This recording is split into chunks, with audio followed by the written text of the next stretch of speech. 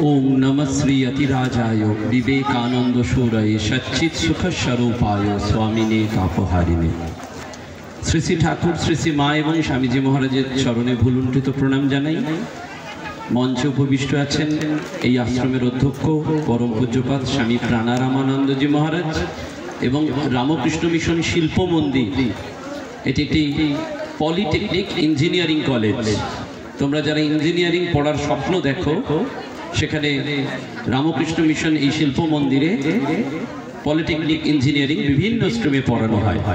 সেই polytechnic college শিল্প মন্দিরের করসপন্ডেন্ট মহারাজ পরম পূজ্যপাদ স্বামী বেদাতীতানন্দজি মহারাজ এই আশ্রমের অন্যান্য সন্ন্যাসী বৃন্দ ব্রহ্মচারী বৃন্দ এবং এই যুব সম্মেলনে তোমরা যারা এখানে উপস্থিত হয়েছো তাদের প্রত্যেককে আমার যথাযোগ্য স্থানে শ্রদ্ধা প্রণাম এবং শুভেচ্ছা জানাচ্ছি। এই যুব সম্মেলনে যে সমস্ত শিক্ষক শিক্ষিকা বৃন্দ অভিভাবক অভিভাবিকা বৃন্দ এসে উপস্থিত হয়েছেন তাদেরকেও আমার আন্তরিক শ্রদ্ধা এবং নমস্কার জানাচ্ছি। আমাদের মূলত আজকের অনুষ্ঠান তোমাদেরকে নিয়ে। আমরা এখনো দেখতে পাচ্ছি এই মঞ্চ থেকে যে ইতস্তত মন এদিক ওদিক করছে, তাই তো? তোমরা চুপ না করলে আমি কিন্তু বলবো না। সামনে যারা আছে চুপ করতে হবে প্রত্যেককে, জোর করে নয়। আমি তোমাদের সাথে বক্তৃতা দেব না। এই যে বিষয়টি আছে না স্বামীজির আদর্শে মানুষ হওয়া, এটি নিয়ে গল্প বলবো। কি বলবো? গল্প বলবো। আর তোমরা এই গল্পগুলো ভালো করে শোনো। এই গল্পগুলো সবটাই যে স্বামী বিবেকানন্দের জীবনের ঘটে যাওয়া গল্প তা নয়। কি করে আমরা ভালো মানুষ হতে পারি সেটির জন্যই আজকে এই আলোচনা, বিশেষত এই মুহূর্তে এই পর্ব। তোমাদেরই মতন একটা বাচ্চা ছেলে একদিন একজন জ্ঞানী মানুষকে প্রশ্ন করলো। কি প্রশ্ন করলো? প্রশ্ন করলো যে sir, in which field I will make my career. তোমরা সবাই চাইছো না ভালো ইঞ্জিনিয়ার হতে, ডাক্তার হতে, শিক্ষক হতে, উকিল হতে, চার্টার্ড অ্যাকাউন্টেন্ট হতে। এগুলো দেখো সব তোমাদের কাছে জানা, কিন্তু এর বাইরে অনেক ফিল্ড আছে যেগুলো হয়তো তোমরা জানো না। অ্যাস্ট্রোফিজিক্স নিয়ে পড়াশোনা করা যায়, বায়ো ইঞ্জিনিয়ারিং নিয়ে পড়াশোনা করা যায়, জেনেটিক সায়েন্স নিয়ে পড়াশোনা করা যায়। এই অনেক ফিল্ড রয়েছে। তো সেই রকম একটি বাচ্চা ছেলে কাকে জিজ্ঞেস করলো? একজন শিক্ষিত জ্ঞানী মানুষকে জিজ্ঞেস করলো, in which field I will make my career. অর্থাৎ কোন দিকে গেলে আমি আমার জীবনের কেরিয়ারটা গুছিয়ে নেব, এগোতে পারবো। আমরা সবাই চাই, তোমরাও তো চাইছো। তখন সেই বয়স্ক জ্ঞানী বৃদ্ধ ভদ্রলোকটি বললেন, try to be a good human being, because in this field opportunities are many but competitions are less। কথাটা কি বললেন? বললেন এই ফিল্ডে অর্থাৎ ভালো একটা মানুষ হওয়ার দিকে তুমি তোমার লক্ষ্যটাকে, কেরিয়ারটাকে ঠিক রাখো। কেন বলছেন? In this field opportunities are many, অনেক সুযোগ রয়েছে, বাট কম্পিটিশনস আর লেস। এই ভালো মানুষ হওয়ার যদি একটা প্রতিযোগিতা হয় তাহলে দেখবে সেখানে খুব কম লোক নাম লেখাবে, খুব কম ছাত্রছাত্রী নাম লেখাবে। কেন লেখাবে? আমরা এই যে একটু আগে শিহরণ বাবু বলে গেলেন, স্যার ডক্টর শিহরণ চক্রবর্তী মহাশয় খুব বিদগ্ধ মানুষ, শিক্ষণ মন্দিরের শিক্ষক। তার জীবনটি খুব উৎকৃষ্ট মানের। তিনি খুব সুন্দর করে বলছিলেন যে আমরা অ্যান্ড্রয়েড ফোনটাকে কিভাবে ব্যবহার করব। তো ফেসবুকে ওরকম একটা পোস্টার এসছে। সে পোস্টারে বলা হচ্ছে, বাবার ইচ্ছে ডাক্তারি, মায়ের ইচ্ছা ইঞ্জিনিয়ারিং, দাদু বলছে উকিল হতে, শিক্ষক বলছে মাস্টার হ, আমি তো ভেবেই আকুল, সবাই বলছে এটা ওটা, কেউ তো আমায় বলল না খোকা তুই একটা ভালো মানুষ হ। সবাই এই চারদিকে কি বলছে? ডাক্তার হতে, ইঞ্জিনিয়ার হতে, মাস্টার হতে, উকিল হতে, কিন্তু কেউ ভালো মানুষ হতে বলছে না। আর তোমরা লক্ষ্য রাখো যে এই সমাজে সব আছে, দেখো ভালো ডাক্তার আছে, ইঞ্জিনিয়ার আছে, উকিল আছে, সব রকমের প্রফেশনের লোক পাবে, কিন্তু একজন ভালো মানুষ, আদর্শ মানুষের খুব অভাব। সেজন্য স্বামী বিবেকানন্দ আমাদের খুব সুন্দর একটি কথা বলছেন যে মানুষ চাই মানুষ, আর সব কিছু হইয়া যাইবে। মানুষ চাই মানুষ, আর সব কিছু হইয়া যাই। তাহলে কি আমরা মানুষ নয়? পূজনীয় অধ্যক্ষ মহারাজ শুরুতেই বলছেন আমরা কি মানুষ নই? আমাদের তো হাত পা চোখ নাক সব কিছু রয়েছে, একটা মানুষের মতন দেখতে, হাঁটছি চলছি কথা বলছি সব কিছু করছি, তো তাহলে কি আমরা মানুষ নই? হ্যাঁ, আমাদের এই যাত্রাটা প্রকৃত হিউম্যান বিইং। কি প্রকৃত হিউম্যান বিইং? কিভাবে এই মানুষ হতে হবে? আমি একটা গল্প বলি। গল্পটা এরকম যে একজন রাজা মশাই ছিলেন একটা দেশে। সেই রাজা মশাইয়ের খুব চিন্তা যে তার উত্তরাধিকারী রাজা ভবিষ্যতে কে হবেন। তা তিনি তার রাজ্যের সব ইয়ং ছেলেদের ডাকলেন, ডেকে বললেন যে তোমাদেরকে একটা করে এই গাছের বীজ দিলাম, গাছের বীজ দিলাম, এই বীজটা তোমরা 1 বছর ধরে ভালো করে পরিচর্যা করো। 1 বছর বাদে এখানে আসবে আমার এই রাজসভায়, যার বীজ থেকে সুন্দর ফুল ফল এই গাছটা হবে সেটা আমি দেখে বিচার করে যারটা সব থেকে ভালো হবে, শ্রেষ্ঠ হবে, তাকেই আমি ভবিষ্যতের রাজা হিসাবে ঘোষণা করে দেবো। তো 1 বছর ধরে সবাই চেষ্টা করলো। 1 বছর বাদে নির্দিষ্ট দিনে এলো রাজসভায়, সবার হাতে টব, কারুরটায় খুব সুন্দর চন্দ্রমল্লিকা হয়েছে, ডালিয়া হয়েছে, কারুরটায় ফল হয়েছে, বিভিন্ন বীজ দিয়েছেন রাজামশাই, সবাই দাঁড়িয়ে আছেন। রাজামশাই প্রত্যেকে টবটা দেখছেন, বলছে বাহ দারুণ, ওয়ান্ডারফুল ওয়ান্ডারফুল, প্রত্যেককে খুব প্রশংসা করছেন। এই ঘুরতে ঘুরতে দেখছেন যে একটি যুবক সে শূন্য টব নিয়ে দাঁড়িয়ে আছে, তার টবে কোনো গাছ নেই, ফুলের গাছও নেই, ফলের গাছও নেই। তো রাজামশাইয়ের খুব কৌতূহল, তাকে জিজ্ঞেস করলেন যে আচ্ছা তোমার এই টবে কিছু হয়নি? সে হাত জড়ো করে বলছে না রাজামশাই, ওই যুবকটি, আমি 1 বছর ধরে অনেক পরিশ্রম করলাম কিন্তু কিছু হলো না, কিন্তু আমি তাও আজকে সকলের আসার কথা, সকলের আসার কথা, কমিটমেন্ট, সেজন্য আমি এসেছি। রাজামশাই হাসলেন, হেসে তার হাতটি ধরলেন, ধরে এরকম ডায়াস, রাজসভার যে মঞ্চ, রাজার যে মঞ্চ, সেই বেদিতে নিয়ে গিয়ে বললেন এই ছেলেটি ভবিষ্যতে আমার রাজ্যের রাজা। সবাই অবাক, যে কি হলো? রাজামশাই বলেছিলেন যার গাছে ভালো ফুল হবে ফল হবে, যেটা সব থেকে হাইয়েস্ট কোয়ালিটির, তাকেই রাজা করবেন, তো এটা কেন হলো? সবাই খুব কৌতূহল চোখে তাকাচ্ছেন রাজামশাইয়ের দিকে। রাজামশাই তখন হাসতে হাসতে বললেন যে 1 বছর আগে আমি তোমাদের যে বীজটা দিয়েছিলাম, তোমাদের সকলকে ইনক্লুডিং এই ছেলেটিকে, ভাজা বীজ দিয়েছিলাম। কি দিয়েছিলাম? ভাজা বীজ।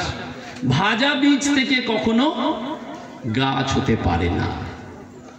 তোমরা প্রত্যেকে রাজত্বের লোভে, রাজ্যটা পাওয়ার লোভে, রাজা হওয়ার লোভে 6 মাস চেষ্টা করেছ, তারপরে যেই দেখেছ হয়নি, বাজার থেকে অন্য বীজ কিনে এনে সেই টবেতে বসিয়ে সুন্দর করে ফুল ফল এইসব নিয়ে এসেছ। কিন্তু এই ছেলেটি অনেস্ট, সৎ, এর রাজা হওয়ার লোভ নেই, কিন্তু এই 1 বছর ধরে ওই ভাজা বীজটার পেছনেই তার সমস্ত এফোর্ট দিয়ে এসেছে এবং দাঁড়িয়েছে, শূন্য টব দিয়েই দাঁড়িয়েছে। কিন্তু তার সততার প্রতি শ্রদ্ধা দেখে আমি তাকেই রাজ্যের রাজা করে দিচ্ছি। স্বামী বিবেকানন্দ এই জন্য বারবার বলছেন, আমরা বলি না arise awake and stop not till the goal is reach. আমরা সবাই লক্ষ্যের দিকে দৌড়চ্ছি, স্বামীজি বলছেন লক্ষ্যের দিকে পৌঁছতে হবে, কিন্তু তার উপায়গুলোর দিকে চোখ রাখতে হবে। কেন আমরা ভালো মানুষ পাচ্ছি না সমাজে? আমরা সবাই ওই ডাক্তারি, ইঞ্জিনিয়ারিং, কর্পোরেট জগতে কোটি কোটি টাকা, লাখ লাখ টাকা মাইনের পেছনে দৌড়চ্ছি, প্রতিষ্ঠার পেছনে দৌড়চ্ছি, নাম যশের পেছনে দৌড়চ্ছে, কিন্তু এটি হতে গেলে যে উপায়গুলোর দিকে, সেই উপায়টা কি? প্রথম, সত্য। চালাকির দ্বারা কোনো মহৎ কাজ করা যায় না। You can set or you can achieve the temporary well-being, but in long run you will be in fail. শব্দ ধ্বংস হয়ে যাবে। সেই জন্য স্বামীজি বারবার বলছেন মানুষ চাই মানুষ, আর সব কিছু হইয়া যাইবে। কেমন মানুষ? মানুষ হও রামচন্দ্র। রামচন্দ্রকে স্বামী বিবেকানন্দ আইডিয়াল করছেন, বারবার বলছেন man making is my mission. এই যে রামকৃষ্ণ মিশনের এত বৃহৎ কর্মশালা, এই যে আজকে তোমাদের সবাইকে এখানে একত্রিত করা হয়েছে, তার একটাই কারণ, স্বামীজির ভাবে, স্বামীজির আদর্শে একটা ভালো মানুষ হওয়ার লক্ষ্য করা। আমরা এখানে কেউ ক্যারিয়ারের কথা বলছি না, কিন্তু এখানে আমরা চরিত্রের কথা বলছি, ক্যারেক্টার বিল্ডিং এর কথা বলছি, ভালো মানুষ হবার কথা বলছি। এবং সেই ভালো মানুষ হতে গেলে কি করতে হবে? সত্যকে ধরে থাকতে হবে। আমাদের কপি পেস্টের জীবন নয়, আমাদের প্রতিদিনের জীবনটা দেখবে আগের দিনের একটা জেরক্স কপি। তুমি আগের দিন যা করেছো আজকেও তাই করছো, কোনো অল্টারনেটিভ নেই। স্বামীজি বলছেন তোমাকে মৌলিক হতে হবে। কেন? আমাদের ঠাকুর মৌলিক ছিলেন।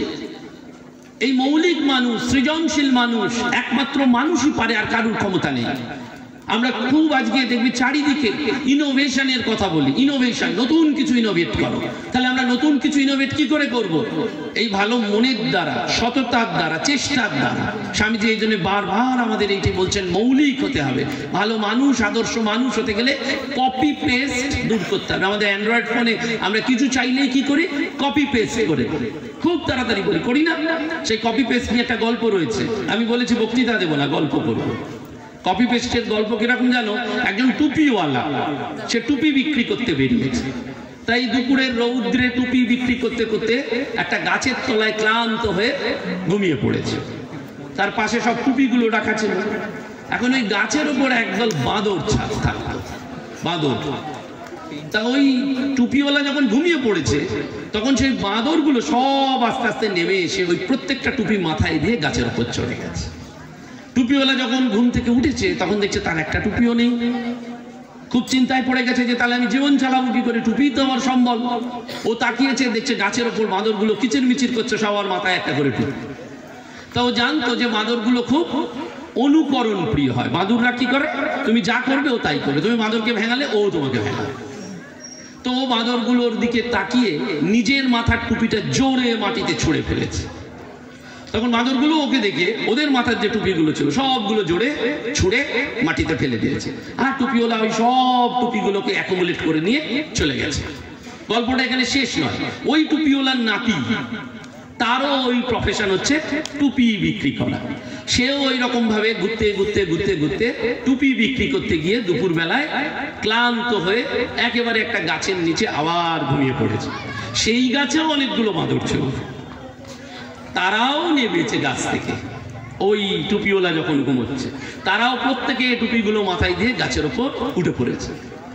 ওই টুপিওয়ালার নাতির যখন ঘুম ভেঙেছে, তখন দেখছে একটা টুপি নেই, কিন্তু ও খুব কনফিডেন্ট যে আমি তো জানি টুপি কি করে পেতে হয়। ও ঘুম থেকে উঠে যখনই দেখছে বাঁদরগুলো সব টুপি পড়ে আছে, ওর মাথার নিজের টুপিটা জোরে মাটিতে ছুঁড়ে ফেলেছে।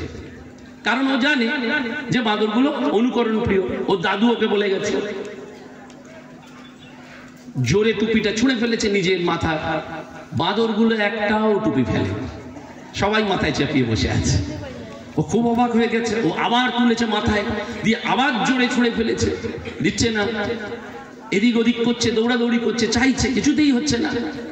এরকম করে যখন ও ভাবছে কি করলে টুপিগুলো পাওয়া যাবে, কারণ ওরও তো জীবিকা টুপি বিক্রি করে, তখন ওই গাছ থেকে একটা বাঁদর সে নেবে এসে ওই টুপিওয়ালার নাতির গালে একটা চর মেরেছে। চর মেরে বলছে, তুমি কি মনে করো তোমার দাদুই তোমায় ট্রেনিং দিয়েছে? আমাদের দাদু আমায় ট্রেনিং দেয়নি। আমাদের দাদুও বলে গেছে যে এরকম হবে, আর তুমি টুপিগুলো ছুঁড়ে ফেলবে না। কেন এই কথাটা বললাম? আমরা প্রতিদিন এটি কি চাইছি, কি করি? Copy paste. স্বামী বিবেকানন্দ আমাদের এই কপি পেস্ট বারবার বলছেন। স্বামীজি বিদেশে বলছেন যে তোমরা যদি আমাকে অনুকরণ করো, একদম এই অনুকরণ করলে, স্বামীজি নেমে যাচ্ছেন বক্তৃতার মঞ্চ থেকে, অনুকরণ করা যাবে না। We don't কপিং Swami Vivekananda, we will follow the path of ideals of Swami Vivekananda. Clear? তাহলে মানুষ হতে গেলে প্রথম দরকার সত্য, truth. Second, copy paste. We have to think innovatively, we have to do innovatively. নতুন সৃজনশীল হতে পারে। তুমি একটা লোককে একটা গ্লাসে জল দিচ্ছ, তার মধ্যেও ইনোভেশন আছে। আমাদের রামকৃষ্ণ মঠ মিশনের একজন প্রাচীন সন্ন্যাসী ছিলেন, তার নাম স্বামী বিশ্ববেদানন্দ ছিলেন, অনিল মহারাজ ডাকনাম। তিনি বলতেন, do even an ordinary work in an extra ordinary way. Do even an ordinary work in an extra ordinary way. কাজটা ছোট্ট কাজ, কিন্তু তার মধ্যে ইনোভেটিভনেস থাকতে পারে। তুমি একটা লোককে গ্লাস জল দিচ্ছ, সেই জলটা এমনি একটা গ্লাসে দেওয়া হতে পারে, ওই গ্লাসটার নিচে একটা প্লেট দিতে পারো, ওপরে একটা প্লেট চাপা দিয়ে নিয়ে যেতে পারো। ওই জলটা দেওয়ার সময় একটা বাতাসা বা তোমার সাথে অ্যাভেলেবেল যদি কোনো মিষ্টি লজেন্স থাকে সেটা দিতে পারো। So you have to think in which way you will represent your work. আজকের যুগে সমস্ত কর্পোরেট ওয়ার্ল্ড কি চায় জানো? Smart work. Smart hard work তো বটেই, কিন্তু তার সাথে smart work, SMART, smart, specific, measurable, realistic, achievable and time bound. Specific, measurable, realistic, achievable and time bound, এটা একটা ম্যানেজমেন্ট কথা, ওটা লিখতে হবে না। কিন্তু স্মার্ট ওয়ার্ক, তার কথাবার্তা, চলন বলন সবকিছুতে সে আধুনিক। আধুনিক মানে শুধুমাত্র ওই জামা কাপড় পরে আধুনিক নয়, সে মনে আধুনিক, সমস্ত কিছু নিতে পারে। তাহলে প্রথম সত্য, দ্বিতীয় কপি পেস্ট করা যাবে না। Third, you are the creator of your own destiny. আমরা অধিকাংশ মানুষ যখন ক্লাসে অঙ্কে নম্বর কম হয় বলি ওটা আমার কপালে নেই, ও ক্লাসে ফার্স্ট হয়েছে ওটা আমার ভাগ্যে নেই। সব সময় ছাত্রছাত্রীরা বলে you are the creator of your own destiny. তুমি তোমার ভাগ্য বদলাতে পারো। তার জন্য জ্যোতিষীর কাছে যেতে হবে না, মাদুলি, কবচ, তাবিজ কিচ্ছু করতে হবে না। You have to change your attitude and your destiny will be change. আমাদের বিখ্যাত একজন টেনিস প্লেয়ার খুব সুন্দর কথা বলতেন, don't be fall of a successful people, don't be love of a successful people, try to love of successful habits. তুমি একটা খুব সফল অভ্যাস গঠন করো। ওটি নিয়েও একটি গল্প। লিওনার্দো দা ভিঞ্চি খুব সুন্দর ছবি আঁকতে পারতেন। সেই দেশের রাজা লিওনার্দো দা ভিঞ্চিকে বললেন যে ভিঞ্চি তোমাকে দুটো ছবি আঁকতে হবে। লিওনার্দো দা ভিঞ্চি বললেন কি দুটো ছবি? বললে একটা দেবতার ছবি আঁকতে হবে আর একটা শয়তানের ছবি আঁকতে হবে। লিওনার্দো দা ভিঞ্চি সঙ্গে সঙ্গে রাজাকে বললেন তুমি যদি আমাকে দেখাতে পারো দেবতা আর শয়তান, আমি এঁকে দেবো। দুজনেই বেরোলেন, ঘুরতে ঘুরতে ঘুরতে ঘুরতে দেখছেন গির্জাতে একটা বাচ্চা ছেলে তোমাদেরই মতন প্রভু যিশুর কাছে প্রার্থনা করছে। দেখবে যখন আমরা সরস্বতী পুজো আসছে সামনে, দুর্গা পুজো, যখন এই অষ্টমীর দিন অঞ্জলি দিতে যাই, বাড়িতে বলে স্নান করে কাঁচা জামা কাপড় পরে, নতুন জামা কাপড় পরে একটা সুন্দর পবিত্র ভাবে দেবভাবে ভগবানের কাছে যেতে হয়। ওই বাচ্চাটিও সেদিন প্রভু যিশুর কাছে যখন প্রার্থনা করছিল তখন ওর মধ্যে দেবভাব ফুটে উঠেছিল। দেবভাব, মুখ চোখ একটা সুন্দর শান্ত প্রশান্ত ভাব উঠে উঠেছে। তাকে দেখলেই সকলের ভালো লাগে। স্বামীজি খুব সুন্দর করে বলেছিলেন আমার আদর্শকে বস্তুতে একটি কথাতেই প্রকাশ করা যায়, সেটি মানুষের মধ্যে অন্তর্নিহিত দেবত্বের জাগরণ ঘটানো এবং সব কাজে তার সহায়তা করা। সেটা এই গল্পের সাথে খুব রিলেটেড, দেবতা। তা সে তার মধ্যে ওই দেবত্বের ভাব ফুটে উঠেছে। তখন রাজা ওই লিওনার্দো দা ভিঞ্চিকে বলছে তুমি এর ছবিটাই এঁকে আমাকে উপহার দাও। লিওনার্দো দা ভিঞ্চি ছবিটি এঁকে উপহার দিয়েছেন। তখন রাজা বলছেন এবার শয়তান।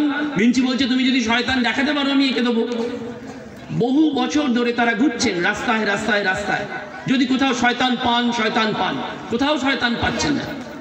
শেষে দেখছেন রাস্তায় নর্দমার ধারে একটা মানুষ শুয়ে আছে, একেবারে শীর্ণকায় জীর্ণকায়, বস্ত্র ছেঁড়া মলিন, দেখেই বোঝা যাচ্ছে জীবনে অনেক খারাপ কিছু করেছে যার ফলে এইরকম অবস্থা, ডাচি ফেল স্যাবি যাকে বলে একদম। তো বলছে দেখো এই হচ্ছে শয়তান, তুমি এর ছবিটাই এঁকে উপহার দাও। লিওনার্দো দা ভিঞ্চি বলছেন বেশ আমি আঁকছি। যখন আঁকছে তখন ওই মানুষটি বাধা দিয়ে বলছে তুমি আমার ছবি কেন আঁকছো ভিঞ্চি? বলছে রাজা বলছে তুমি শয়তান, তুমি জীবনে অনেক খারাপ কাজ করেছো, তাই তোমার ছবিটাই আমি এঁকে রাজাকে উপহার দেব। তখন ওই মানুষটি বলছে ভিঞ্চি মনে পড়ে আজ থেকে বহু বছর আগে তুমি একটা বাচ্চা ছেলের ছবি এঁকেছিলে? বলে হ্যাঁ মনে পড়ে। বলে কেন এঁকেছিলে? বলে ও তখন গির্জায় প্রভু যিশুর কাছে প্রার্থনা করছিল, ওর মুখে চোখে দেবভাব ফুটে উঠেছে। তখন ওই মানুষটি বলছে ভিঞ্চি ওই বহু বছর আগের বাচ্চা ছেলেটা আমিই ছিলাম। যখন আমি গির্জায় গিয়ে প্রভু যিশুর কাছে প্রার্থনা করলাম তখন তুমি আর রাজা মিলে আমাকে দেবতা বানিয়ে দিলে, আর আজকে অবস্থার কারণে আমি রাস্তায় পড়ে আছি, আমার এই অবস্থা দেখে তুমি আর রাজা মিলে আমাকে শয়তান বানিয়ে দিলে। You are the creator of your own destiny. Swamiji বারবার বলছেন তুমি তোমার ভাগ্য বদলাতে পারো। তুমি চাইলে এই জীবনে দেবতা হতে পারো, তুমি চাইলে এই জীবনে শয়তানও হতে পারো। কি করে দেবতা হব? ওই যে স্বামীজি বলছেন each soul is potentially divine. এই আমরা যারা এখানে আছি, বাইরে রাস্তা দিয়ে যারা হাঁটছে, সবাই তারা স্বরূপত দেবতা, বিকশিত নয়। তাদের ভেতরে দেবত্ব রয়েছে, ডিভিনিটি রয়েছে। The goal is two manifest that divinity. কি করে আমরা করব? স্বামীজি উপায় বলে দিয়ে গেছেন। স্বামীজি বলছেন কোন ব্যক্তি বা জাতির বড় হতে গেলে, ওই যে প্রথমেই বলেছিলাম আমরা সবাই বড় হতে চাইছি, কিন্তু আমরা কি করলে বড় হব সেটা ফলো করছি না। স্বামীজি বলছেন বড় হতে গেলে 3টে গুণ দরকার। সাধুতার শক্তিতে প্রগাঢ় বিশ্বাস, conviction in the power of goodness, conviction in the power of goodness. এই মুহূর্তে এখানে ভালো কথার চিন্তা হচ্ছে, ভালো আলোচনা হচ্ছে, তাহলে আমি আমার মনটিকে, আমার বুদ্ধিকে, আমার শরীরকে, এই 3টি দিয়েই এইখানেই ফিজিক্যালি, মেন্টালি, ইন্টেলেকচুয়ালি এখানেই প্রেজেন্ট থাকবে। সাধুতার শক্তিতে প্রগাঢ় বিশ্বাস, হিংসা এবং সন্দিগ্ধ ভাবের একান্ত অভাব। যারা ভালো কাজ করতে চায় এবং চেষ্টা করছে তাদের যথাসম্ভব সাহায্য করা। The goal is to manifest that divinity. তাহলেই দেখবে মানুষটা বদলে গেছে। তুমিই আছো, কিন্তু তোমার কাছ থেকে এমন একটা আনন্দ, এমন একটা ভালোবাসা, এমন একটা প্রেম বিচ্ছুরিত হচ্ছে, মানুষ তোমার কাছে আসছে, দলে দলে মানুষ তোমার কাছে আসছে তোমাকে ভালোবেসে, তোমার জীবনটিকে দেখে। সেই জন্য স্বামীজির যে ধর্ম সেটি বারবার বলে যে আমরা এখানে কেউ তোমাদের বলছে না গেরুয়া পড়তে। তোমরা সবসময় ভাবো যে স্বামী বিবেকানন্দ মানে এই গেরুয়াধারী একজন সন্ন্যাসী। No, absolutely not. স্বামীজি অবশ্যই গেরুয়াধারী সন্ন্যাসী, শিবাবতার, অখণ্ডের ঘরের ঋষি। কিন্তু তার থেকেও বড় কথা তোমরা জানো, স্বামী বিবেকানন্দ খুব সুন্দর মাংস রান্না করতে পারতেন। শ্রী মা বলছেন নরেন কিরম সরু সরু জিরে জিরে করে মাংস রান্না করে। স্বামী বিবেকানন্দ শরৎ মহারাজকে বাইক চালানো শিখিয়েছেন।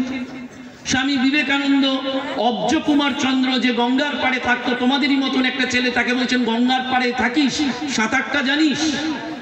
সাঁতারটা শুধু তোর নিজের জীবন রক্ষা করবে না, যদি পুকুরে, নদীতে, সমুদ্রে কেউ পড়ে যায় তাকে ঝাঁপ দিয়ে বাঁচিয়ে তার প্রাণটাও বাঁচাতে পারবি। এই স্বামী বিবেকানন্দ প্রাচ্য পাশ্চাত্য বই লিখছেন। কবিগুরু রবীন্দ্রনাথ ঠাকুর বলছেন বাংলা ভাষাকে চলিত গদ্যে এত সুন্দর করে রূপান্তরকরণ আর কেউ করতে পারে না। এই স্বামী বিবেকানন্দ বিপ্লবীদের অনুপ্রেরণার স্থল। এই যে নেতাজি সুভাষচন্দ্র বসু ঘর ছাড়তে চেয়েছিলেন, সন্ন্যাস পর্যন্ত নিতে চেয়েছেন স্বামী বিবেকানন্দের ভাবাদর্শে। রাজা মহারাজ স্বামী ব্রহ্মানন্দজি তাকে দেশের কাজে জীবনটিকে উৎসর্গ করতে বললেন, সেটি অন্য প্রসঙ্গ, কিন্তু এই বিপ্লবীদের তিনি অনুপ্রেরণা দিচ্ছেন।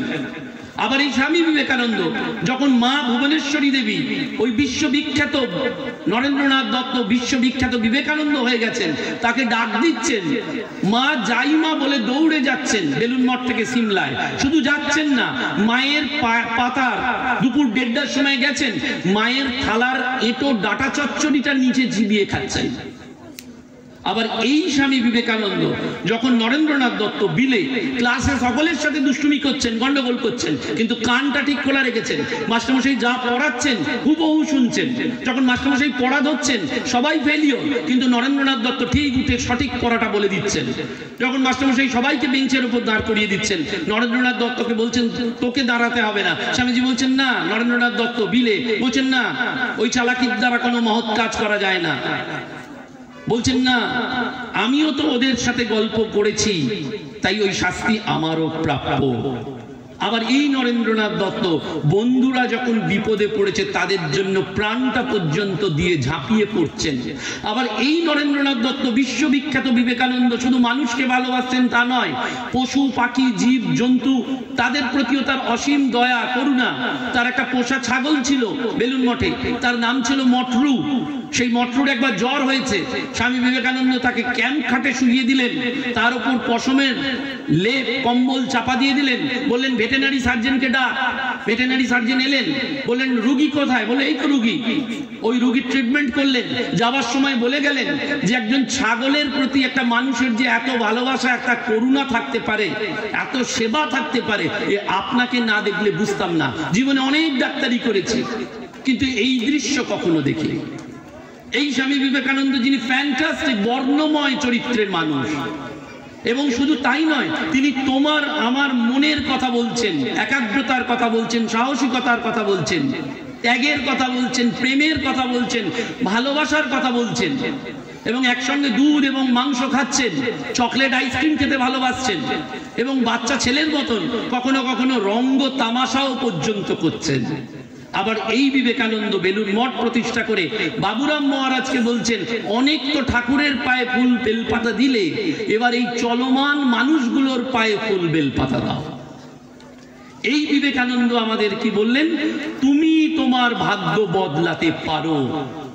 তার মানে এই যে আমরা মানুষ হচ্ছি, প্রতি মুহূর্তে আমরা দৈব নির্ভর হয়ে যাচ্ছি, ভালো কথা, দৈব আমাদের সাহায্য করবেন, কিন্তু কতক্ষণ? যদি তুমি তোমার পুরুষকারটি না প্রয়োগ করো, দৈব তোমাকে কৃপা করবেন না। সো প্রথম আমরা আবার যদি পয়েন্ট ওয়াইজ করি, তাহলে প্রথম সত্য, দ্বিতীয় কপি পেস্ট না করা, তৃতীয় you are the creator of your own destiny, তুমি তোমার ভাগ্য বদলাতে পারো। You can do anything and everything. You can't believe, তোমার মধ্যে অসীম শক্তি রয়েছে, অসীম শক্তি, তুমি সেটা ভাবতেই পারো না, কিন্তু আমরা লিমিটেড হয়ে যাই মনের দ্বারা। উইলমার রুডলফ, তিনি একজন জন্ম থেকে প্রতিবন্ধী, তোমাদেরই মতন একটি মেয়ে, যে কোনোদিন স্কুলে স্পোর্টসে নাম দিতে পারত না। সে প্রতিবার স্পোর্টস খেলার সময় ওই বাউন্ডারি লাইনের বাইরে দাঁড়িয়ে সবাই দৌড়চ্ছে, সে ওই আনন্দটা উপভোগ করত আর মনে মনে খুব কষ্ট পেত। একদিন সে মনে সংকল্প নিল, যা হবে হোক, আমি নাবিক। যখন স্টার্টার ট্রিগার টিপলেন, সবাই দৌড়াতে আরম্ভ করলো, সেও দৌড়তে আরম্ভ করলো। সবাই তাকে দেখে তুচ্ছ তাচ্ছিল্য করলো যে ও প্রতিবন্ধী, ওর পা নেই, পোলিও রোগাক্রান্ত, ও কি দৌড়বে? ও খানিকটা দৌড়ানো তো পর পড়ে গেল, ঝরঝর করে কাঁদছে। ঠিক সেই সময় স্কুলের গেমস টিচার তিনি এলেন ওই উইলমার কাছে, তাকে তুলে ধরলেন, বলেন, দাঁড়াও, ওঠো, কাঁদছো কেন?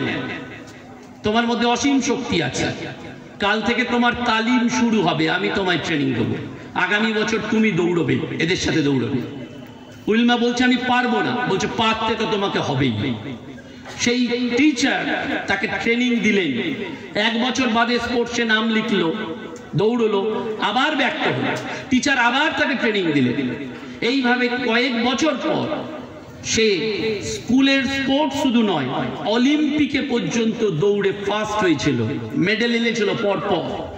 এবং সে বলেছিল যে মানুষের প্রতিবন্ধকতা আসলে দেহে নয়, মানুষের প্রতিবন্ধকতা মনে।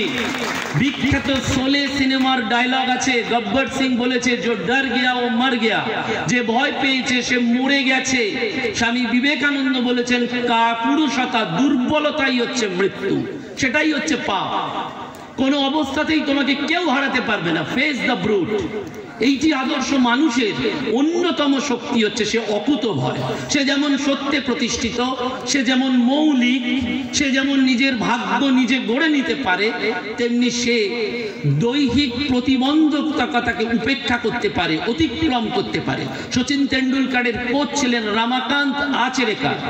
তিনি বারবার সচিন তেন্ডুলকার সহ অন্যান্য প্লেয়ারদের বলতেন, don't stop when you are tired. যখন তুমি ক্লান্ত হয়ে যাচ্ছ তখন তুমি থেমে যেও না, stop when you have done the work. যখন তোমার কাজটা শেষ হচ্ছে তখনই তুমি থেমে যাও। এই নইলে ক্লান্ত হয়ে গেলেই আমরা ছেড়ে দিচ্ছি। সেজন্য এই মানুষ হতে হবে।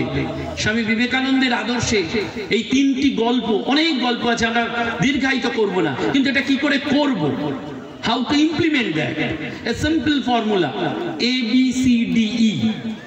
ABCDE. A stands for association. A man is known by the company he leads. একটা মানুষকে সব থেকে ভালো চেনা যায় কিভাবে সে অ্যাসোসিয়েশন করে। এই যাদের তোমরা দেখো রামকৃষ্ণ বিবেকানন্দ আদর্শে জীবনটাকে গড়ে তোলার চেষ্টা করছেন, তাদের অন্যতম ফান্ডামেন্টাল পিলার হচ্ছে অ্যাসোসিয়েশন। স্টাডি সার্কেল, রামকৃষ্ণ মঠ মিশন, তোমরা আশপাশের স্কুলে যারা আছো এই গৌরহাটি মঠে আসবে। এখানে মহারাজদের সান্নিধ্য, যদি সপ্তাহে একদিন, মাসে একদিন হয় ভালো, নইলে ভালো বই পড়তে হবে। তোমাদের এই যে বই দেওয়া হয়েছে, এই বইটা ফোল্ডারে রাখার জন্য নয়, প্রতিদিন বিবেকানন্দকে 1 পাতা করে পড়তে হয়। যদি বিবেকানন্দকে 1 পাতা পড়া যায়, তাহলে ফাঁসির মঞ্চে দাঁড়িয়ে রাজেন লাহিড়ী বলতে পেরেছিলেন, আমার ওজনটা বেড়ে যাচ্ছে। জেলার অবাক হয়ে গিয়েছিলেন যে রাজেন লাহিড়ী আপনার কাল বাদে ফাঁসি, কি করে এই ওজনটা বেড়ে গেল? বললেন জানেন সাহেব, আমরা প্রতিদিন বিবেকানন্দ পড়ি, ওই তোমাদের দেশে আমাদেরই দেশের সাধু আমাদের ওই মৃত্যু ভয়কে জয় করার শক্তি দিয়েছে। ওই বিবেকানন্দ পড়লে ওই অ্যাসোসিয়েশন, বিবেকানন্দের সাথে অ্যাসোসিয়েশন একটা ভালো মানুষ গড়ে তোলে। So first thing is association, second is books, ভালো বই পড়তে হবে। এই অ্যান্ড্রয়েড ফোন, মোবাইল, কম্পিউটার যাই বলো না কেন, তার দ্বারা অসংখ্য ই বুক পাওয়া যায়, পিডিএফ ফর্মে, পড়তে হবে। বইয়ের বিকল্প ভালো বন্ধু এই জগতে নেই। There is no other alternative good friends rather than books, good books. আমরা দেহে যেমন ভালো খাদ্য খাই, মাংস খাই, প্রোটিন, ডিম খাই, মনকেও খাদ্য দিতে হবে। Mental food is important. Books is the complement, supplement, যাই বল। So A stands for association, B stands for books, C stands for chanting, ভালো শক্তি, প্রার্থনা করতে হবে। শিহরণ বাবু বলেছেন, আমাদের রামকৃষ্ণ মঠ মিশনে হরি মহারাজ ছিলেন স্বামী তুরীয়ানন্দজি, তিনি বলতেন চেঁচাতেই যদি হয় ভালো কথা চেঁচাও, আবৃত্তি কর। এই যে আবৃত্তিটা হলো একদিন নয়, প্রতিদিন করো, প্রতিদিন বলো, আয়নার সামনে দাঁড়িয়ে বলো, কাউকে দরকার নেই। একটা দুটো মন্ত্র everyday, everyday you will give you immense power, শক্তি দেবে, অসম্ভব শক্তি দেবে ভেতরে। So C is chanting and D is diet. Food is very much important. আমরা খেয়ে রোগ ভোগ করি না না খেয়ে রোগ ভোগ করি? খেয়ে, বেশি খেয়ে। ইংরেজিতে একটা কথা আছে, many dishes causes many diseases. Many dishes causes many diseases. দেখবে বিয়ে বাড়িতে যেদিন খুব খেয়ে নিলে পরের দিন পেটটা গন্ডগোল হয়ে যাবে, আবার না খেলেও দুর্বল হয়ে যাবে। So you require the balance. So A, B, C, D, E. E stands for enlightenment. স্বামী রঙ্গনাথানন্দজি মহারাজ আমাদের রামকৃষ্ণ মঠ মিশনের ত্রয়োদশ সংঘাধ্যক্ষ, তিনি আমাদের বারবার বলতেন প্রবুদ্ধ নাগরিক হতে হবে, এনলাইটেন্ড সিটিজেনশিপ। কি করে হব? আচার্য বিনোবা ভাবের নাম শুনেছ? আচার্য বিনোবা ভাবে তিনি খুব অনুপ্রাণিত, এনলাইটেন্ড পার্সোনালিটি ছিলেন। তিনি একবার কেদারনাথ যাচ্ছেন, তো কেদারনাথ যেতে গিয়ে দেখছেন একজন ওয়ার্কার ওই রাস্তায় নুড়ি ভাঙছে টুক টুক টুক টুক করে। তিনি তাকে গিয়ে জিজ্ঞেস করলেন, তুমি কি করছো? বললেন, আমি এই নুড়ি ভাঙছি কারণ আমার যে কন্ট্রাক্টর সে আমাকে এই কাজটা দিয়েছে, এটার দ্বারা কিছু পয়সা ইনকাম করব। আচার্য বিনোবা ভাবে এগিয়ে গেলেন, এগিয়ে গিয়ে দেখলেন আরেকজন লেবার নুড়ি ভাঙছে। বলে, তুমি কি করছো? বলে, নুড়ি ভাঙছি। বলছেন, কেন করছো? বলছেন, এর দ্বারা আমার ফ্যামিলিটা বেঁচে থাকবে, ভরণ পোষণ হবে। আচার্য বিনোবা ভাবে আরেকটু এগিয়ে গেলেন, তৃতীয় জন, সেও নুড়ি ভাঙছে। বলে, তুমি কি করছো? বলছেন, আমিও নুড়ি ভাঙছি। বলছেন, কেন করছো? বলেন, এই কেদারনাথ বদ্রীনাথে কত তীর্থযাত্রী আসবে, তাদের পায়ে এই পাথর কাঁকড় থাকলে সেগুলো লেগে কেটে যেতে পারে, আঘাত লাগতে পারে, তাই তাদের যাত্রাপথটা যাতে সুশ্রী হয়, মসৃণ হয়, তার জন্য আমি নুড়ি ভেঙে ভেঙে প্লেন করে দিচ্ছি। আচার্য বিনোবা ভাবে বলছেন, একই কাজ। প্রথম জন কি বলছে? আমি টাকা ইনকাম করছি। দ্বিতীয় জন বলছে ফ্যামিলি লাইফ লিড হবে। আর তৃতীয় জন বলছেন এত মানুষের সেবা দিচ্ছি। সাধারণের পয়সায় লেখাপড়া শিখে যারা সাধারণের কথা ভাবে না, আমি তাদের বিশ্বাসঘাতক বলি। স্বামী বিবেকানন্দ আমরা জগৎ থেকে নিয়েছি। প্রতিদিন ওই শিক্ষক মশাই যদি ক্লাসে রোজ বলেন আমরা পড়াবো না, এক বর্ণ আমরা শিখতে পারবো না। তাঁতি যদি বলে আমি তাঁত বুনবো না, আমার টাকার দরকার নেই, আমি তাঁত বুনবো না, জামা কাপড়ের স্কেয়ারসিটি হয়ে যাবে পৃথিবীতে। চাষি যদি বলে চাষ করবো না, খেতে পাবো না। কোনদিন মনে ভেবেছো এই তাঁতিকে কি করে ফেরত দেওয়া যায়, চাষিকে কি করে ফেরত দেওয়া যায়? তোমরা শুনলে অবাক হয়ে যাবে। তোমরা বলবে আমরা কি করে পারবো, আমরা তো সব ক্লাস 9, 10, 11, 12 এর ছাত্রছাত্রী, আমরা কি দেবো সমাজকে? তোমরা প্রত্যেকে অ্যান্ড্রয়েড ফোন দেখো তো, আছে, গুগলে সার্চ করবে Babar Ali, the youngest headmaster of the world, সারা পৃথিবীর সর্বকনিষ্ঠ হেডমাস্টার মশাই। বিবিসি তাকে রেকগনাইজ করেছে। সে যখন ক্লাস 9-এ পড়তো তখন তার এলাকার গরিব অনুন্নত ছেলেমেয়েরা মেয়েরা পাঠশালায় যেত না, এদিক ওদিক ঘুরে বেড়াতো। এই বাবর আলী 3টের সময় স্কুল থেকে ফিরে ওই ছেলে মেয়েগুলোকে নিয়ে গাছের তলায় পাঠশালা খুলেছিল। সে যখন ক্লাস 9-এ পড়ে, ক্লাস 5-এর ছেলে মেয়েদের নিয়ে পাঠশালায় পড়াচ্ছে। সেই বাবর আলীর আজকে বয়স 30 বছর। সে একটি স্কুলের ইয়ংগেস্ট হেডমাস্টার। বিবিসি সারা পৃথিবী তাকে কুর্নিশ করছে, গুগলে সার্চ করলেই দেখতে পাবে। কি করে পারলো? ওই অ্যাটিটিউড সে চেঞ্জ করে ফেললো। এনলাইটেন্ড সিটিজেনশিপ হতে হবে, প্রবুদ্ধ নাগরিক, আদর্শ মানুষ হওয়া। সেইটি স্বামী বিবেকানন্দ বারবার বলেছেন, man making is my mission. জগৎ চায় স্বার্থ শূন্য প্রেম দীপ্ত চরিত্র, চরিত্রবান মানুষ চাই। এবং এই মানুষের ইংরেজিটা কি? Man. M stands for morality, A stands for accountability, N stands for nobility। যে মানুষটার একটা মরালিটি আছে, নৈতিকতা আছে, যে মানুষটার একটা দায়বদ্ধতা আছে, যে মানুষটার একটা আদর্শ আছে, তাকেই আমরা মানুষ বলি। নইলে এই সমাজটাই দেখো, প্রতিদিন নিউজ পেপারে শুধু কারাপশনের খবর পাচ্ছি। সমাজের উচ্চ কোটির লোকেরা এটা করছে। কেন করছে? তাদের শিক্ষার অভাব, অর্থের অভাব না, আরো লোভ, আরো চাই। সেই জন্য নেতাজি সুভাষচন্দ্র বসু খুব সুন্দর করে বলছেন, আমরা এই যে সব সাধনা টাধনা বলি, তার দুটো অবজেক্টিভ। সেই অবজেক্টিভটা কি?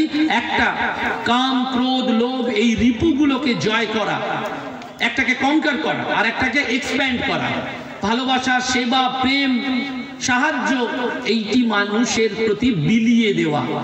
এই সাবজেক্টিভ এন্ড অবজেক্টিভ ট্রান্সফরমেশনটা দরকার। স্বামীজি সেই জন্য বারবার বলছেন, তোমরা যাকে ভুল করে মানুষ বলো, আমি তাকেই নারায়ণ বলি। আসলে স্বরূপত ভগবান। এই মানুষ হতে হবে। ধর্ম আধ্যাত্মিকতা কি করে? এই মানুষ থেকে দেবতায় পরিণত করে দেয়। রিলিজিয়ান আর কিচ্ছু করে না। এই ঢুকতে ঢুকতে দেখবে এখানে একটা লেখা আছে, to be good and to do good, that is the whole of religion. তোমরা এই মঠ মন্দির থেকে দূরে চলে যাও, সাধুদের দেখলেই দূরে পালিয়ে যাও, ভাবো ওদের গেরুয়া পড়তে বলবে, সব ছেড়ে দিতে বলবে। না, to be good and to do good, that is the whole of religion. এই যে রামকৃষ্ণ মঠ মিশন দেখছো, এই যে বিভিন্ন আশ্রম দেখছো, তাদের সবার অবজেক্টিভ একটা, মানুষের কল্যাণ করা, মানুষের ভালোবাসা। আমি দুটি কথা বলে শেষ করব, একটি বাস্তব ঘটনা আর একটি প্রচলিত গল্প। 2011 সালে কলকাতার, দক্ষিণ কলকাতার একটি হসপিটালে ভয়াবহ অগ্নি দুর্ঘটনা ঘটে। এই হসপিটালের নাম তোমরা জানো, ঢাকুরিয়ার আমরি হসপিটাল। যখন আগুনটি লাগে তখন ওই হসপিটালের কর্তৃপক্ষ দমকল ডাকছেন, পুলিশকে ডাকছেন, কেউ কেউ কর্পোরেশনকে খবর দিচ্ছেন, এদিক ওদিক ছোটাছুটি করছেন। সেই দিন ওই হসপিটালে দুজন নার্স, তারা কেরালিয়ান, দক্ষিণ থেকে এসেছিল, কেরালা থেকে, অনিতা আর বিনিতা, বিনিতা রাজন আর অনিতা পট্টি, এই দুজন, তারা জীবনটাকে বিপন্ন করে ওই হসপিটালের অগ্নিদগ্ধ পরিবেশের মধ্যে গিয়ে 8 জন রোগীর প্রাণ বাঁচিয়েছিল। তারা মরে গিয়েছিল, কিন্তু ওরা ওদের জীবনটা উৎসর্গ করে প্রাণ বাঁচিয়েছিল। 2011 সালের ঘটনা। they were inspired by Swami Vivekananda. এবং এই ঘটনার উৎসমূলে স্বামী বিবেকানন্দের মৃত্যুর 5 বছর পর 1907 সালের 12ই মে কলকাতার ভবানীপুর অঞ্চলে একটি অভাবনীয় ঘটনা ঘটে। নফরচন্দ্র কুণ্ডু লেন নামে একটা লেন আছে। এই নফরচন্দ্র কুণ্ডু একটা অফিসে চাকরি করতেন। তিনি স্বামীজির আদর্শে বুঝেছিলেন, পরের জন্য নিজের জীবনটাকে বিপন্ন করে ঝাঁপিয়ে পড়ার নামই মনুষ্যত্ব, ভালোবাসা, পরোপকার। সে যেদিন অফিসে যাচ্ছিল সেদিন ভবানীপুরে একটা জটলা দেখলো একটা ম্যান হোলের মধ্যে 2টো সুইপার পড়ে গেছে, আর সবাই বাইরে দাঁড়িয়ে জটলা করছে। কেউ বলছে দড়িটা নিয়ে আয়, কেউ বলছে ওকে টেনে তোল, দমকল ডাক, কলকাতা পুলিশকে খবর দে, এইসব করছে। নফরচন্দ্র বললেন, কি হয়েছে? সবাই বললেন। তখন ওই নফরচন্দ্র সবাইকে বললেন, 2টো জীবন্ত মানুষ ওই ম্যান হোলে পড়ে গেল। যারা সুইপার, যারা সমাজ বন্ধু, যারা আমাদের সমাজটাকে প্রতিদিন ধুয়ে মুছে সাফ করে দিচ্ছে, আপনারা তাদের বাঁচানোর কোনো চেষ্টা না করে তামাশা দেখছেন। নফরচন্দ্র কুণ্ডু সবাইকে সরিয়ে দিলেন, নিজে কোমরে দড়ি বাঁধলেন, ঝাঁপিয়ে পড়লেন ওই ম্যান হোলে। মারা গেলেন। কিন্তু পরের দিন সকালবেলা নিউজ পেপারে বেরিয়েছিল যে স্বামী বিবেকানন্দের আদর্শে আত্মবলিদানকারী যুবকের নাম নফর চন্দ্র কুণ্ডু। স্বামীজি এই মানুষ চেয়েছিলেন পরের জন্য যার চোখে জল আসবে। স্বামী বিবেকানন্দ মানে শুধু বেলুর মঠ নয়, স্বামী বিবেকানন্দ মানে চিকাগো বক্তৃতা দেওয়া নয়, স্বামী বিবেকানন্দ মানে সিমলায় জন্মগ্রহণকারী নরেন্দ্রনাথ দত্ত দক্ষিণেশ্বরের পাগলা বামুনের কাছে যাতায়াতকারী ব্যক্তিত্ব নয়। স্বামী বিবেকানন্দ মানে শুধুমাত্র মানুষের দুঃখ কষ্ট যন্ত্রণার কাঁদা একটি ব্যক্তিত্ব নন। স্বামী বিবেকানন্দ একজন অলরাউন্ড পার্সোনালিটি। জোসেফিন ম্যাকলাউড স্বামীজির বিদেশিনী বন্ধু, তিনি 91 বছর বয়সে মারা গেলেও বলতেন আমার বয়স 54 বছর। অত্যন্ত বয়সকালে স্বামীজির সঙ্গে তার পরিচয় হয়েছিল। যেদিন থেকে স্বামীজির সাথে তার পরিচয় সেদিন থেকে নিজের বয়স গণনা করেছিলেন। সেই জন্য মৃত্যুর আগেও তিনি বলতেন I M A 54 years old lady, যেহেতু তার অ্যাকচুয়াল বয়স 91, কিন্তু বলছেন আমি 54 বছরের লেডি, তরচাদা যুবতী। কেন? যেদিন থেকে স্বামীজিকে দেখেছি সেদিন থেকে আমার বয়স গণনা রিভার্ট হয়ে গেছে। সেই জোসেফিন ম্যাকলাউড দৌড়ে দৌড়ে আসতেন, বারবার বলতেন তোমাদের বিবেকানন্দকে কেন মানি জানো? জীবনে এত অভিজ্ঞতা সঞ্চয়ের পরেও তোমাদের বিবেকানন্দের থেকে বেটার মানুষ আজ পর্যন্ত দেখতে পেলাম না। যেদিন পাবো সেদিন বিবেকানন্দকে ছেড়ে তাকেই মানবো, তাকেই পুজো করব। কিন্তু দুর্ভাগ্য এই বয়সে এসেও বিবেকানন্দের অল্টারনেটিভ বেটার মানুষ আর ত্রিভুবনে নেই। সেজন্য বিবেকানন্দেই আমাদের জপমালা, বিবেকানন্দের কথাই আমাদের বারবার ভাবতে হবে। শেষ করব ওই একটি গল্প বলে। তোমাদেরই মতন একটা বাচ্চা ছেলে রোজ তার বাবাকে অফিস যাওয়ার সময় ডিস্টার্ব করতো। তো বাবা খুব ইন্টেলিজেন্ট, বুদ্ধিমান। বাবা ছেলেটার হাতে একটা পৃথিবীর মানচিত্র দিলেন, কুচো কুচো করে ছিঁড়ে বাচ্চা ছেলেটার হাতে দিয়ে দিলেন। বাবা তো রোজ লেট হচ্ছে, বাবা ভাবছে ছেলেটা যতক্ষণে ওই পৃথিবীর মানচিত্রটা জোড়া লাগাবে আমি ততক্ষণে অফিস চলে যাবো। ছেলেটা বাবার থেকেও ইন্টেলিজেন্ট। ছেলেটা খুব তাড়াতাড়ি ওই পৃথিবীর মানচিত্রটা জোড়া লাগিয়ে নিয়ে চলে এসছে। তখন বাবা বলছে কিরে, তোদের স্কুলে এত ছোট বয়স থেকে ওয়ার্ল্ড জিওগ্রাফি পড়ানো হয়, তুই এশিয়া আফ্রিকা ইউরোপ সব জানিস? ছেলেটা বলছে না বাবা, আমি কিচ্ছু জানি না, এশিয়াও জানি না, আফ্রিকাও জানি না, ইউরোপও জানি না। বলে তাহলে পারলি কি করে? তখন ওই ছেলেটা বলছে বাবা তুমি লক্ষ্য করনি, এই পৃথিবীর মানচিত্রের উল্টো দিকে একটা মানুষের ছবি ছিল। যখন পৃথিবীটাকে কুচো কুচো করে ছেড়ে দিয়েছ, মানুষটার হাত পা চোখ মুখ এদিক ওদিক হয়ে গেছে। আমি পৃথিবী জানি না, Asia America Europe Africa Canada কিচ্ছু জানি না, কিন্তু আমি মানুষটার হাত পা চোখ মুখ জানি। আমি ওই মানুষটার হাত পা চোখ মুখ জোড়া লাগিয়ে দিয়েছি, উল্টো দিকে পৃথিবীটাও যুক্ত হয়ে গেছে। যদি মানুষগুলোকে যুক্ত করা যায় তাহলে পৃথিবীটাও সুন্দর হয়। সেই জন্য স্বামী বিবেকানন্দের আদর্শে আমাদের একমাত্র ভালো মানুষ হতে হবে। সেইটি স্বদেশ মন্ত্রে রয়েছে, আমার কাপুরুষতা দুর্বলতা দূর করো, আমায় মানুষ করো। নমস্কার, ধন্যবাদ।